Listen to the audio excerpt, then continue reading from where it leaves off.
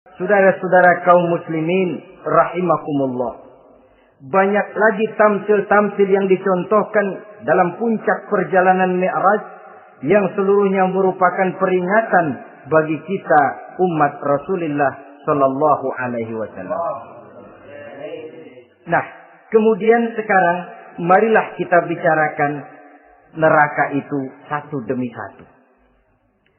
Yang pertama, dan ini yang paling dikenal orang, neraka Jahannam atau naru Jahannam. Siapa yang dijelaskan Allah akan menjadi penghuni neraka Jahannam ini? Pertama dalam surah Al-Ankabut ayat 68. Wa man azlamu mimman iftara 'ala Allahi kadziban aw kadzdzaba bil haqqi lamma ja'ahu alaysa fi jahannama maswal lil kafirin. Adapun orang-orang yang zalim kepada Allah, mendustakan ayat-ayat Allah dan mendustakan kebenaran setelah datang kebenaran itu, bukankah neraka Jahannam merupakan tempat kembali bagi orang-orang kafir? Jadi dalam Al-Ankabut ayat 68 ini dijelaskan, penduduk neraka Jahannam itu pertama adalah orang-orang kafir. Siapa orang kafir? Menurut keyakinan akidah kita, setiap orang di luar Islam adalah kafir. Kemudian yang kedua dalam surah Al-Hijr ayat 42 dan 43, penduduk neraka Jahannam itu, inna ibadi laisa laka alaihim sultanun illa man ittaba'aka minal ghawin wa inna jahannama la maw'iduhum ajma'in. Sesungguhnya hamba-hambaku tidak akan bisa kamu kuasai, hai iblis, kecuali mereka yang mengikuti tipu dayamu. Sesungguhnya neraka Jahannamlah tempat mereka seluruhnya. Kalau kita perhatikan ayat ini, maka penghuni neraka Jahannam yang kedua adalah para pengikut setan.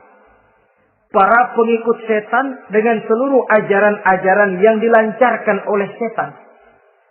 Padahal pada saat hendak masuk neraka, setan jelas cuci tangan. Tugasnya cuma bagaimana mencari pengikut sebanyak-banyaknya yang akan nemenin dia di neraka nanti.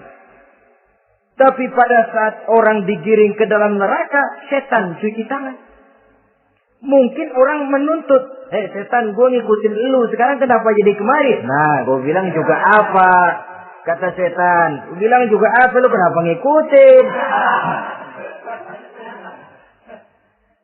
Dan setan ini menebar ranjau dalam segala bentuknya, dengan segala macam caranya. Para pengikut setan yang menjauhi tuntunan agama, memperturutkan hawa nafsunya. Setan membisiki manusia lewat minuman keras. Setan masuk manusia lewat judi, lewat zina, lewat kenikmatan yang melalaikan orang dari kehidupan akhirat dan selanjutnya. Dengan segala macam jalan. Kadang-kadang dalam ibadah setan juga masuk. Kalau tidak ditimbulkannya takabur, ditimbulkannya sikap ujub dalam diri kita. Timbul rasa diri lebih benar dari orang lain. Dan ini jelek. Timbul rasa nganggap enteng orang lain. Itu kan ujub. Nggak dikelihatannya orang, cuma hatinya aja ngomong sendirian. Kalau gue lihat di kampung ini nggak ada yang kayak gue. Bayangnya kayak ibadahnya kayak udah aing pang paling nak ya gitu ya. Itu juga bisikan iblis. Dan dia tidak segan-segan mengaku jadi Tuhan iblis itu. Dan ini diceritakan dalam kehidupan Sayyidus Syekh Abdul Qadir Jailani. Ketika beliau sedang ibadah di mihrab dalam masjid, datang seberkas sinar. Sinar itu ngomong, ya Abdul Qadir, ana rabbuk. Hai Abdul Qadir, aku Tuhanmu, kata cahaya tadi. Sudah cukup kamu ibadah Abdul Qadir. Sembayangmu udah banyak, puasamu udah banyak, jihadmu cukup. Maka mulai sekarang berhenti dah ibadah. Aku bolehkan kepada kamu segala yang dilarang. Cuma yang didatangi Syekh Abdul Qadir. Sehingga mendengar cahaya tadi ngomong begitu, beliau ambil kasut sendal, disambitnya cahaya tadi, izhab ya la'in. Pergi, laknat, terkutuk, iblis kamu. Masa saya disuruh berhenti sembahyang karena hati saya sudah baik? Kalau hati sudah baik lalu boleh berhenti sembahyang, mestinya yang paling dulu berhenti sembahyang Nabi Muhammad, sebab beliau orangnya paling baik. Tapi Nabi hatinya baik, sholat jalan terus, hukum halal haram berlaku. Ini kadang-kadang orang sekarang baru ibadah dikit banget merasa dapat bisikan katanya, wangsit. Dia berhenti sembahyang madep ulun, madep ngodik sembahyang. Bikin ajaran yang aneh-aneh. Nah kalau satu orang boleh dapat wangsit, saya juga boleh dong ngomong dapat wangsit. Saya juga boleh dong mendirikan aliran kepercayaan. Saya ngilang dulu dari kampung saya kira-kira 3 tahun. Saya nyepi di kaki Gunung Salak, pulang piara jenggot, pakai belangkon. Di depan nama saya pakai embel-embel mbah. Saya ngaku dapat wangsit di Gunung Ano, mewahyukan kepada saya ano. Saya cari murid yang fanatik. Saudara-saudara kaum muslimin rahimakumullah. Setan membisiki manusia hatta kita sedang ibadah sekalipun dibisikinya. Caranya, mula-mula dia bisikin, lu sembahyang buru-buru dah. Buru-buru dah. Akhirnya apa? Rukuk kita nggak sempurna, sujud kita nggak lengkap, tumakninah kita kurang, bacaan kita tajwidnya nggak kena. Kalau itu bisa kita atasi, kita sembahyang sebagaimana yang seharusnya, dia bisiki lewat jalan lain lagi. Suruhnya yang pendek-pendek aja dah. Atau habis sembahyang udah sigrah, udah jangan pakai wirid, jangan pakai zikir. Dengan segala macam jalan. Dibisikinya was-was ke dalam diri kita. Hingga ada satu riwayat walaupun dhaif tapi ini baik untuk dijadikan pelajaran. Konon iblis itu kalau subuh keliling dia. Bawa kulit kambing, jarum sama tepung. Ditanya orang, iblis ini buat apa? Oh, kulit kambing. Gunanya tahu nggak? Kalau begitu subuh, sudah muazin bilang, as-salatu khairum minan naum. Salat lebih baik daripada tidur. Maka ini kulit kambing mulai aku hamparkan buat hamba-hamba Muhammad. Jadi begitu dengar azan, cuma udah bikin anget udah tidur. Kenapa? Kulit kambing belis masuk. Saudara-saudara, lalu kata orang tadi lagi, lah kalau tepung buat apa itu? Oh, tepung. Itu kalau umat Muhammad mau baca Quran, baca kitab, mutola'ah, gua aurin tepung makanya. Biar dia sepet. Makanya kalau sudah ngaji, baca Quran, bawaannya udah ngantuk aja ngantuk. Oh begitu, iya. Nah kalau duri paku itu buat apa? Nah ini duri paku. Kalau umat Muhammad mau hadir di majelis taklim, mau pergi ngaji, mau duduk iktikaf di masjid, gua pasangin paku di pantatnya. Jadi kalau sudah duduk di masjid, keleset. Hadir di majelis taklim, keleset. Bawaannya mau udahan melulu. Itu duri-duri dan paku-paku yang memang ditebarkan oleh iblis. Saudara-saudara kaum muslimin rahimakumullah. Jadi para pengikut setan dengan segala macam perangkapnya ini pun. Ya perangkap setan itu ya dunia. Dunia itu ya isinya harta, tahta, wanita. Kan perangkap dunia itu. Harta, tahta, wanita. Ini sering bikin orang buta. Perangkap dunia. Dan merupakan perangkap setan sekaligus. Nah, yang ketiga. Penghuni neraka jahanam adalah para pembuat dosa, orang-orang yang durhaka. Dalam Thaha ayat 74 Allah menjelaskan, "Innahu may ya'ti rabbahu mujriman fa inna lahu jahannam." Sesungguhnya orang-orang yang datang menghadap Allah dengan berlumuran dosa, maka sesungguhnya bagi mereka adalah neraka jahanam. Dan yang keempat, penghuni neraka jahanam orang yang kufur nikmat. Tidak cuma kufur iman, tapi kufur nikmat bisa menyebabkan orang masuk neraka jahanam. belum pernah merasakan dalam hidupnya bahwa Allah memberikan nikmat kepadanya, bagaimanapun besar karunia dan nikmat itu.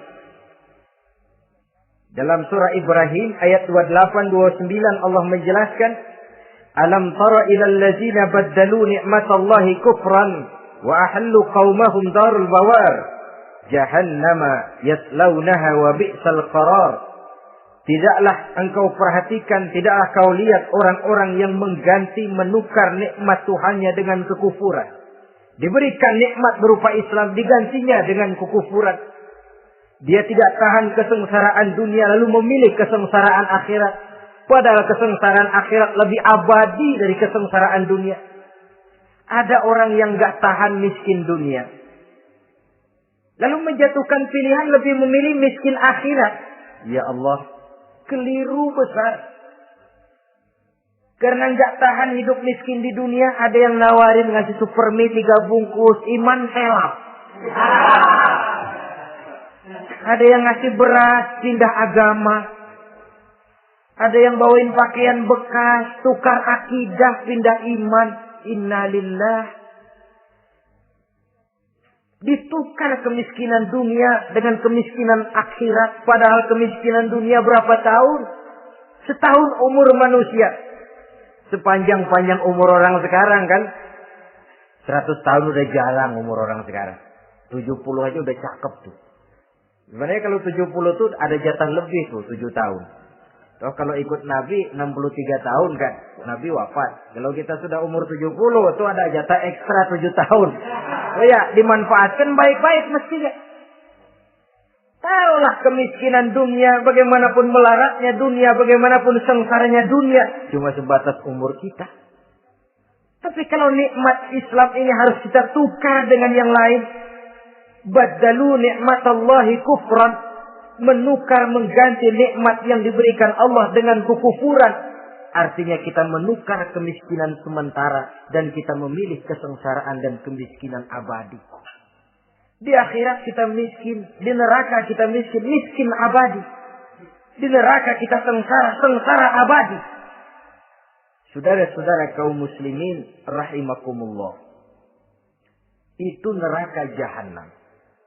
Yang kedua dinamakan neraka jahim. Siapa mereka ini para penghuninya? Siapa mereka ini para penghuninya? Pertama dalam surah At-Takatsur, yaitu orang-orang yang bermegah-megah dengan dunia, menumpuk-numpuk harta, lalu lupa dengan kesibukan harta itu, lupa kepada kehidupan yang akhirat nanti. Alhaakumut takatsur hatta zurtumul maqabir kalla sawfa ta'lamun thumma kalla sawfa ta'lamun kalla law ta'lamuna ilmal yaqin la tarawunnal jahim. Kamu telah lalai akibat apa? At-takatsur. Ini penyakit pertama yang menyebabkan orang sampai ke neraka jahim. Penyakit takatsur. Dan itu penyakit zaman sekarang. Berlomba-lomba dengan kemegahan materi. Berlomba-lomba dengan kemegahan dunia. Padahal kalau urusan itu kita berlomba, tidak akan pernah sampai finish. Percayalah itu. Tidak akan pernah finish. Sebab kemegahan dunia siklus, lingkaran setan. Kita anggap kalau punya duit 1 juta tenang. Punya 1 juta berubah pikiran. Lain lagi. Kita anggap kalau punya mobil enak. Sudah punya mobil, lain lagi problemnya. Kita anggap kalau rumah sudah gedung, enak hidup. Punya rumah gedung, lain lagi problemnya. Makanya pesan Nabi kalau ingin hidup tenang, urusan dunia lihat ke bawah, urusan akhirat lihat ke atas. Sering dicontohkan kalau punya mobil, bilang alhamdulillah kita punya mobil, tangga kita cuma punya motor. Kata yang punya motor, syukur banget kita punya motor, tangga kita punya sepeda doang. Kemana-mana kekejek mulu. Dayung. Kata yang punya sepeda, alhamdulillah kita punya sepeda, tetangga kita cuma jalan kaki, kemana-mana ngetuk mulu. Kata yang jalan kaki, alhamdulillah masih bisa jalan. Tangga kita sebelah lumpuh bertahun-tahun nggak kemana-mana. Kata yang lumpuh, alhamdulillah masih hidup. Tangga kita kemarin mati nggak balik lagi. Itu dalam urusan dunia. Sehingga sifat takasur ini hilang. Tapi urusan akhirat, lihat ke atas. Kalau dia begitu sibuknya bisa jaga sholat, kenapa saya tidak?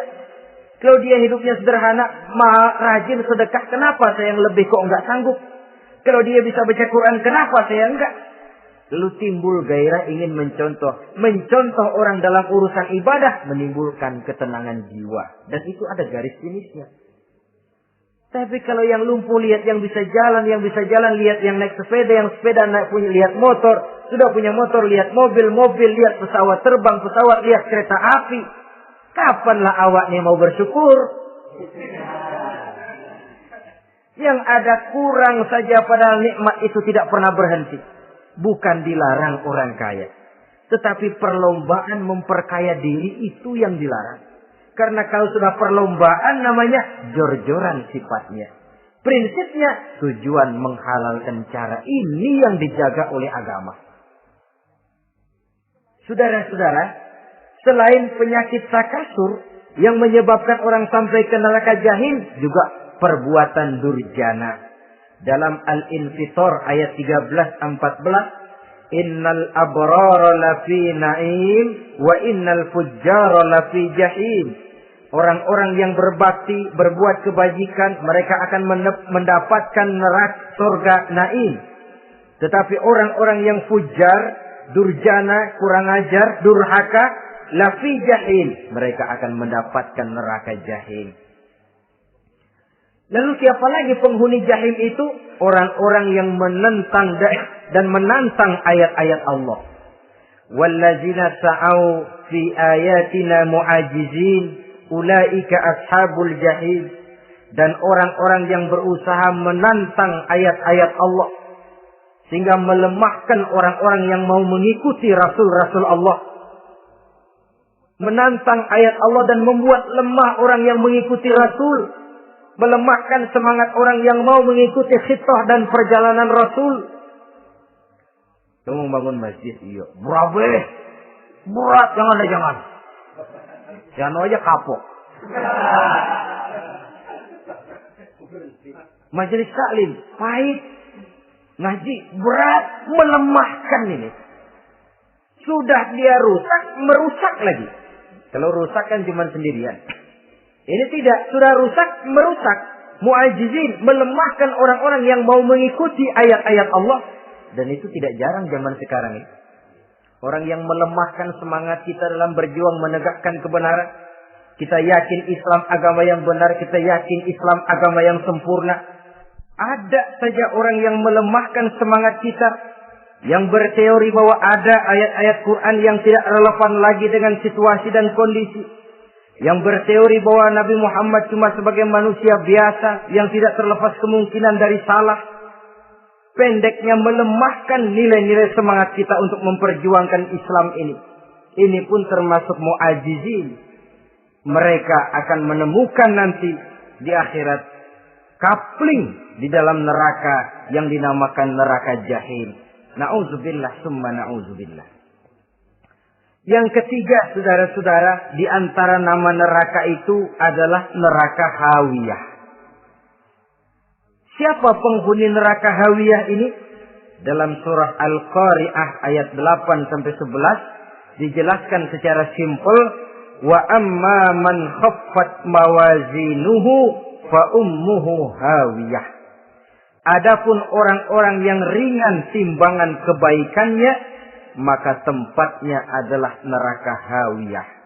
Artinya, orang ini lebih berat timbangan kejahatannya. Sedikit kebaikannya sehingga jadi ringan di timbangan akhirat nanti. Sholat. Puasa. Zakat. Tapi dosa yang dikerjakan masih lebih banyak ketimbang kebaikan yang dikerjakannya itu. Maka orang semacam ini apabila tidak mendapat syafaat, maka dia akan masuk ke dalam neraka yang namanya neraka hawiyah. Lalu yang keempat, neraka wail. Dalam surah Al-Ma'un ayat 1-7 Garis besarnya yang mendapat neraka wail adalah para pendusta agama. Siapa sih pendusta agama itu? Ara'aita allazi yukazzibu bid-din?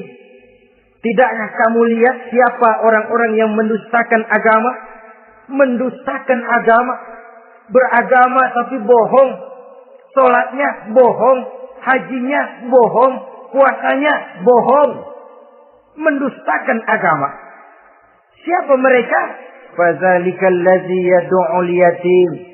Pertama, orang yang suka menghardik anak yatim.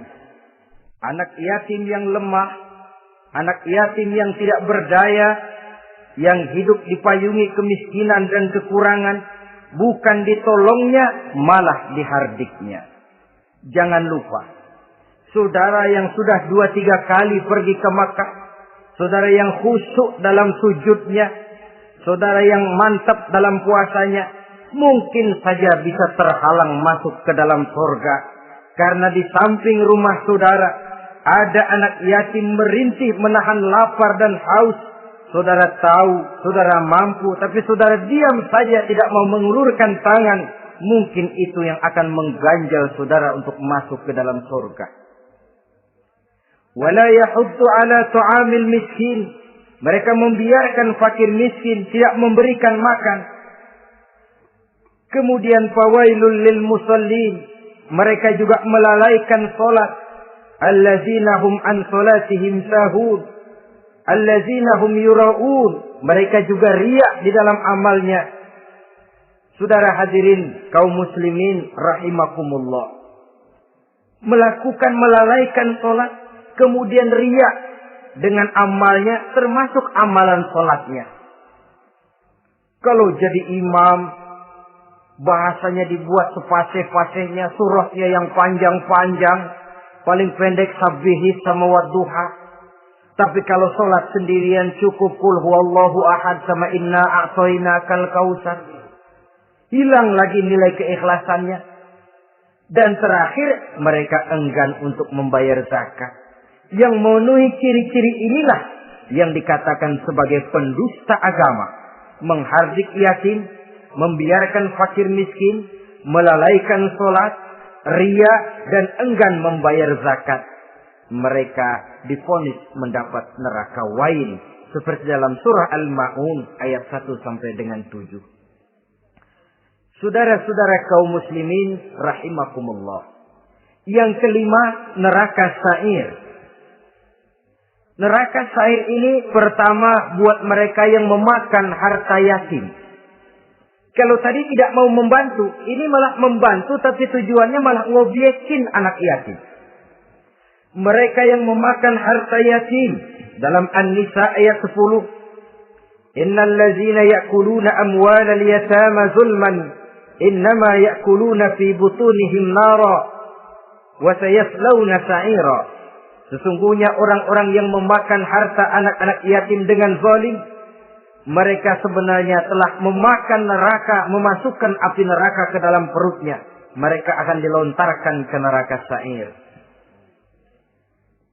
Selain itu, orang-orang yang mengingkari apa yang diturunkan oleh Allah Subhanahu wa Ta'ala, mengingkari kebenaran Quran, mengingkari Rasul, pendeknya mengingkari Islam, dijelaskan dalam surah Luqman ayat 21. Yang keenam, saudara-saudara, yang dinamakan dengan neraka lago namanya. Pertama, untuk pembangkang dan orang yang menjauhi agama. Yang kedua, orang yang berpaling dari kebenaran. Dan yang ketiga, orang yang suka menumpuk-numpuk harta dan menyimpannya, tidak mau membayar zakat, infak, apalagi sedekah. Ini kita temukan penjelasannya dalam surah Al-Ma'arij ayat 15 dan 17. Yang ketujuh dinamakan neraka Sakor. Siapa penghuni neraka Sakor ini? Pertama, orang yang tidak pernah sholat. Yang kedua, tidak pernah memberi makan orang-orang miskin. Yang ketiga, ahli membicarakan yang batil. Strategis betul dia, ulung kalau sudah mengatur kebatilan. Kemudian yang keempat, orang yang mendustakan hari akhir. Dalam surah Al-Muddatsir ayat 42 sampai 47, kepada penduduk neraka Saqar ditanya, "Ma salakakum fis Saqar?" Apa yang menyebabkan kamu masuk ke dalam neraka Saqar? Qalu lam naku minal musallin wa la naku nut'imal masakin wa kunna nakhudu ma'al khaidin wa kunna nukazzibu yaumaddin. Mereka menjawab, kami di dunia tidak pernah sholat, tidak pernah memberi makan fakir dan miskin. Kami selalu berkumpul dengan orang-orang yang batil dan membicarakan kebatilan, dan kami mendustakan adanya hari akhir. Yang kedelapan, yang terakhir adalah neraka Hutamah. Ini diperuntukkan bagi para pengumpat, pencela, para penghina orang lain, mencari aib saudaranya, kemudian juga mereka menumpuk, menghitung-hitung harta, lalu kikir dan bakhil dengan hartanya itu. Dalam surah Al-Hujurat ayat 11-12, kemudian surah Al-Humazah ayat 1 sampai dengan 7, kita temukan penjelasan itu. Pada akhirnya saudara-saudara, kalau penduduk surga mereka kekal di dalamnya, maka penduduk neraka ini ada dua macam. Ada penduduk musiman, ada penduduk permanen. Kalau yang namanya penduduk permanen itu sudah punya paspor, KTP. Memang penduduk permanen itu mereka yang kekal selama-lamanya di dalam neraka. Mereka lah orang-orang musyrik dan orang-orang kafir, termasuk orang-orang munafik. Bahkan lebih dahsyat lagi yang namanya munafik. Kata Allah, innal munafiqin fid darkil asfal minan nar. Orang munafik itu berada di dasar jurang neraka yang paling bawah, keraknya neraka. Saudara-saudara, adapun penduduk yang semi permanen, ia masuk neraka buat sementara saja, sekedar dengan dosa-dosa yang dikerjakannya. Mereka adalah orang-orang mukmin yang asli, orang-orang Islam yang waktu di dunianya berbuat dosa.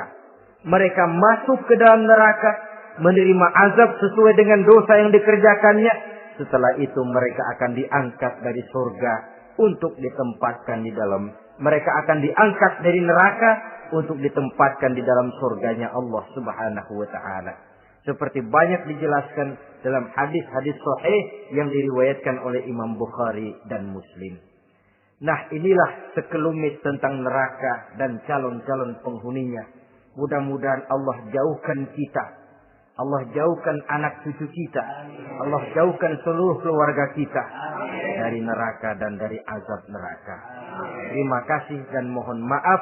Wassalamualaikum warahmatullahi wabarakatuh. Waalaikumsalam warahmatullahi wabarakatuh.